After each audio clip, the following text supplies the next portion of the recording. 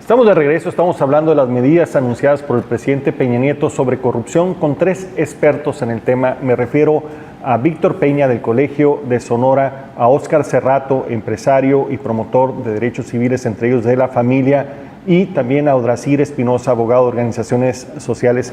Odrasir, bueno, ¿cómo le vamos a entrar al tema de la corrupción? Pareciera ser que la clase política no tiene ningún incentivo para que esto cambie. Y pareciera ser que las medidas, si bien pueden ser reconocidas como un avance, son insuficientes. Y luego, para acabarla, está en el Congreso la creación de la Fiscalía Especial y el Sistema Nacional Anticorrupción, que está durmiendo el sueño de los justos. Fue la primera iniciativa del hoy presidente en funciones. ¿Qué va a pasar? ¿Nos vamos a tener que chutar todavía el tema de la corrupción durante más tiempo sin ninguna consecuencia? No, mira, yo creo que quisiera retomar 2 puntos que planteaba Víctor y Óscar. El tema de, sin lugar a dudas, que la sociedad tenemos que jugar un papel importante para que ese tipo de instituciones que se pretenden crear no se conviertan en el punto que les decía yo al principio, de que sean mera simulación. Algo que retomó Óscar creo que es muy importante. Aquí en Sonora vimos un ejercicio donde se nos quiso subir ahí al tema, socialmente hablando, de la famosa Contralora Ciudadana, ¿no?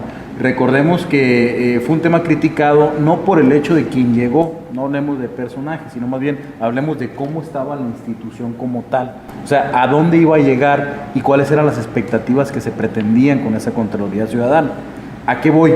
El tema de si creamos un sistema nacional anticorrupción o una fiscalía anticorrupción, tendríamos que ser nosotros observadores, los observadores sociales, y más que observadores, activistas sociales, en el aspecto de que vayamos construyendo una institución que pueda dar esos resultados para que la corrupción no se quede en ese tema, o sea, en una cuestión de simulación, sino realmente esa institución que se cree tenga las posibilidades reales de actuar en consecuencia. Lo que decíamos ahorita, ¿de qué nos sirve tener una Contraloría que no va a sancionar? ¿De qué nos sirve tener mecanismos o instituciones que no van a tener un resultado donde realmente cambie ese chip de que hago esto y no pasa nada? O sea, me aviento este trato y no pasa nada. O sea, en cambio, si tienes una institución fuerte, una institución que pueda realmente tener un peso socialmente y sobre todo un peso institucional y legal, y que pueda en determinado momento emitir sanciones para aquellos que cometan actos de corrupción, yo creo que eso pudiera darnos una luz en el camino. No voy a decir que sea la panacea, pero puede ser una luz. Y les pongo el ejemplo, y que creo que es importante decirlo, que por ejemplo en España existe un tribunal constitucional. Yo siempre me gusta hablar de esas figuras cuando hablamos de institucionalización, hablar del tribunal constitucional que está fuera de los 3 poderes. O sea, está en un limbo, pudiéramos decirlo, donde no está influenciado en ninguno de los poderes. Algo que decía el muchacho en una de las entrevistas, decía que el gran tema es que pues ¿cómo vas a poner a que te sancione una persona que es tu subordinado? Eso es imposible, nadie muerde la mano que le da de comer. Entonces yo creo que es importante que las instituciones de esta naturaleza tengan que salir de esa estructura que ya tenemos como gobierno, que tenemos como república, para que puedan en determinado momento actuar en consecuencia. Ahora pareciera, Víctor, que sí puede haber incentivos por parte del presidente, porque pareciera una contradicción toda su propuesta de reformas estructurales, de modernización económica con la corrupción.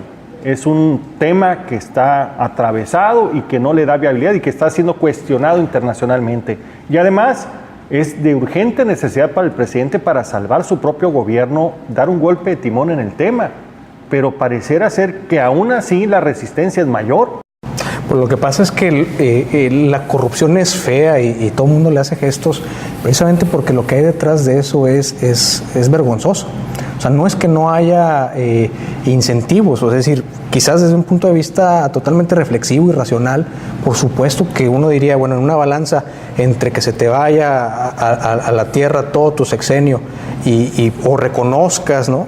Pues claro que vas a salvar tu sexenio, pero quizás lo que no conocemos son precisamente esas fuerzas que van en contra de la racionalidad. Es decir, aun cuando racionalmente sería salvar tu sexenio, a lo mejor no se puede. A lo mejor el asunto está tan enrollado atrás de eso que no queda otra más que andar inventando este tipo de fórmulas que te llevan a saltar de un lado a otro, ¿no?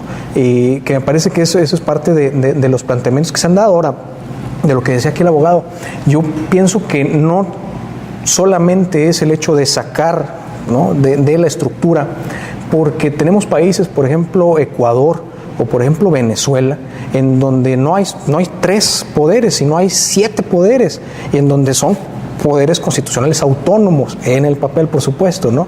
Y finalmente lo que se logra es exactamente lo mismo.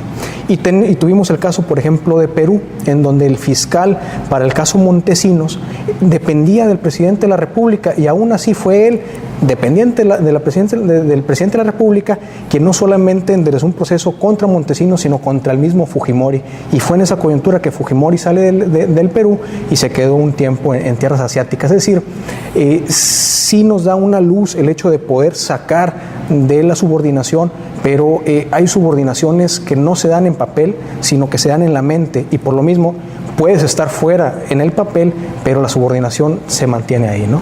¿Y cómo, Óscar, los ciudadanos podemos hacer la diferencia en este estado de cosas? Vemos pasividad, inclusive pocos deseos, algunos explícitos y otros ocultos, para avanzar sobre el tema de parte de la clase política. ¿Cómo le hacemos como ciudadanos? Sí, bueno, nada más quiero dar un dato para dimensionar el animal al que nos estamos enfrentando. La corrupción en México cuesta del 9 al 10% del PIB, que son 130 mil millones de dólares. O sea, es un negocio muy redituable. Ese es el costo, el lastre en el PIB de México. Y la otra parte, que también hay corrupción, por definición, la economía informal en este país es 25%. La corrupción más la economía informal, estás hablando de 450 mil millones de dólares, lo que vale el estar fuera de la legalidad. ¿Qué es lo que podemos hacer los ciudadanos? Pues los ciudadanos podemos seguir presionando, ser activos. Y la otra parte que creo que es importante, debemos de entender que el sistema judicial de México ya cambió. México ahora, en este tema de derechos humanos y de todas estas modas judiciales, que algunas podremos no estar de acuerdo, tenemos una corte supranacional que es la Corte Interamericana de Derechos Humanos. Un grupo de ciudadanos de Sonora denunciamos y demandamos al Congreso porque habían hecho un acto corrupto al votar un presupuesto de ingresos y de egresos para el ejercicio 2014 de Sonora. O sea, estamos en un proceso que vamos a recurrir a cortes internacionales que eventualmente nos van a dar la razón. No es en tiempo real. ¿Qué vamos a ganar? Vamos a dejar el precedente que el debido proceso legislativo, y de que, como lo hicieron ahora para el presupuesto 2015, que voten un decreto y que a los 2 días lo modifiquen por otro con una redacción distinta y metan 11.250 millones de pesos de deuda por la puerta de atrás, no votadas por el Congreso. Pues oye, eso lo podemos y lo debemos seguir denunciando. Cuando un sistema fracasa, lo que hay que ver es quién gana y quién pierde. Quien pierde es México, quien pierde son nuestros hijos, quien pierde es la sociedad.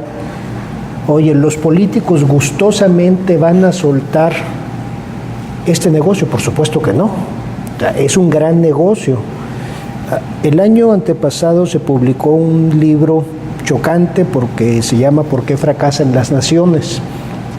Y el libro empieza en Nogales y dice Nogales, Sonora y Nogales, Arizona, misma geografía, mismo clima, misma genética.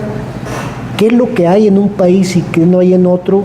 Que en un lado tienen un ingreso per cápita, una expectativa de vida, acceso a educación, salud, y en el otro están amolados.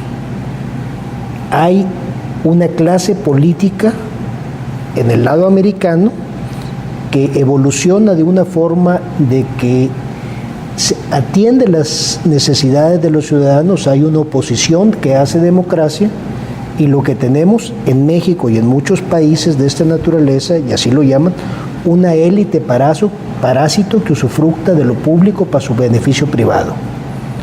Y no tenemos que decirle miedo, o sea, la evolución de las instituciones en México, desde que se empiezan a crear después de la revolución, están hechas para extraer las mayores rentas posibles de lo público en beneficio de la clase gobernante. ¿Lo vamos a poder cambiar con un decreto, con un año, con pósters en las escuelas? Por supuesto que no, el camino es largo, por eso tenemos que empezar ya. Hay que insistir. Pero el repudio social y el seguir señalando, y como alguien le dice, oye, pues si alguien es coche hay que decirle que es coche, se le llaman las cosas por su nombre, ¿no? Entonces, creo que vamos a lograr cambiar, no va a ser de la noche a la mañana, la sociedad ya despertó, ya está harta. Vamos a ver un ejercicio muy interesante de candidatos independientes en distintos distritos federales y locales del país. Y ese deuda de democracia que la oposición nos debe en las legislaturas, a lo mejor los diputados independientes son los que vienen a hacer la verdadera democracia, porque aquí las bancadas opositoras en los congresos han sido laxas. Lo único que están dejando es vendiendo su silencio. Así es. Muy bien.